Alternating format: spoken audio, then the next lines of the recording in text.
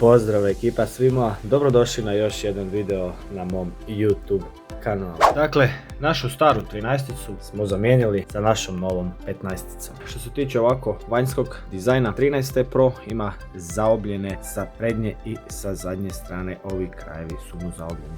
Dok 15-ica T Pro ima ove krajeve doslovno ravno. Logo im je ostao naravno sa iste lijeve strane. Glavna naša tema su naravno ove naše kamere na 15 T Pro i na 13 T Pro.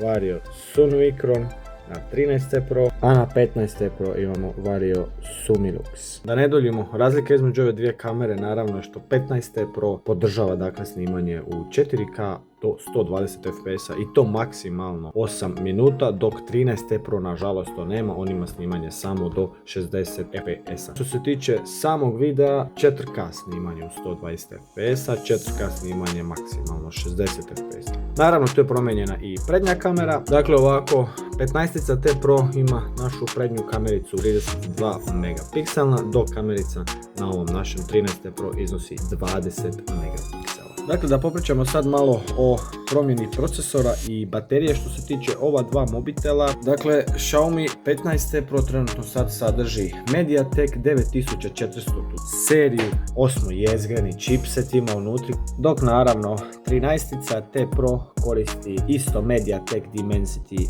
9200. Razlika između ova dva mobitela što se tiče 13 Pro sadržimo isto 140 Hz, imamo HDR10 također, ali ovoga puta što se tiče nita tu smo samo u 2600 nita. Što se tiče samoga stakla našega, ovdje na Xiaomi 13 Pro Corning Gorilla Glass 5, dok na našoj Xiaomi 15 Pro koristimo Gorilla Glass 7i.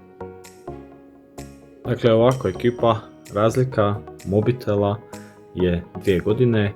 Cjenovna razlika ovih mobitela je trenutno u nekih 300 do 350 eura. Trenutno Xiaomi koji sam koristio se pokazuje vrhunski, 13 T Pro, a sad ćemo da probamo 15 zapravo i kako će sve to izgledati. Stay tuned, hvala vam puno što ste gledali ovaj video.